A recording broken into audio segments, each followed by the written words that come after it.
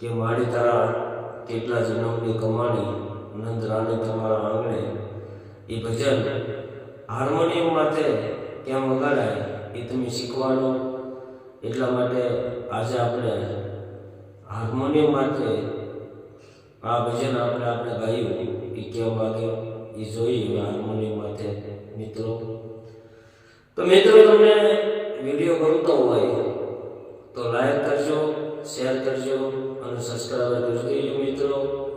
તો મિત્રો હવે આપણે જોઈએ કે હાર્મોનિયમ માથે આ ભજન કઈ રીતનું વાગે છે મિત્રો।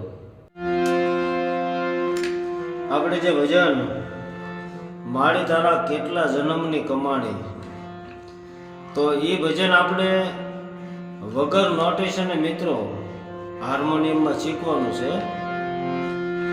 તો મિત્રો એ હામી સાએ ઉપડે, હામી સા બોલી તો કે ત્રીજી કાળી ગાતા હોય તો એની હામી સા એટલે હામી ત્રીજી કાળી બોલવામાં આવે મિત્ર, બરોબર।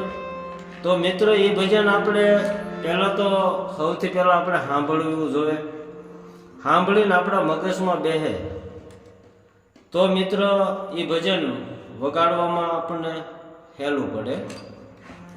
પછી બધા ભજન એકને એક ભજન નોખા નોખા કલાકારોએ બધાએ ગાયેલું હોય। તો મિત્ર જેને માનો કે હરસુરગીરીએ ગાયું એ પણ અલગ હોય, શૈલેષ મહારાજ ગાતા હોય એ પણ અલગ હોય, અને મને પણ જે રીતનું આવડ્યું છે એ રીતનું મેં ગાયું છે મિત્ર। તો મેં જે રીતનું ગાયું છે એ રીતનું તમને હું વગાડતા શીખવાડું, તમે મારી આંગળીઓને ફોલો કરજો અને એ રીતનું તમે વગાડજો મિત્રો। જુઓ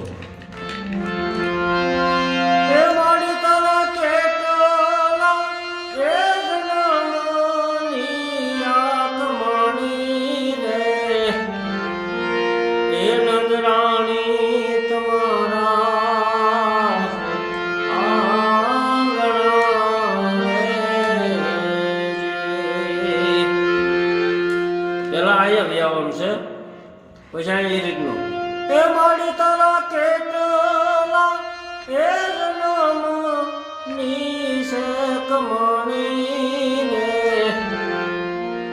એ નંદરાણી તમારા આંગણા રે, મારી તારા કેટલા એ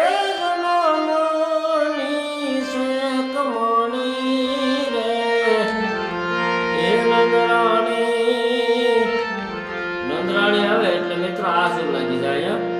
એ નંદરાણી તમારા આંગણા રે,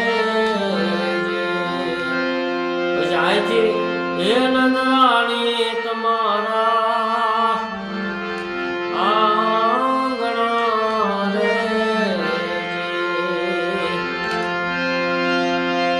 પછી એનો અંતરો મિત્ર કોઈ પણ અંતરો તમે લ્યો તો આ રીતનું એના હામાશાહી જે આપણે મોકલું હોય એ જ રીતનો એનો અંતરો હોય મિત્રો।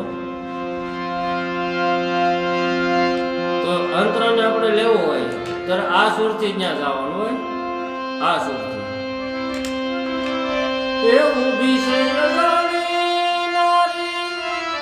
ઊભી છે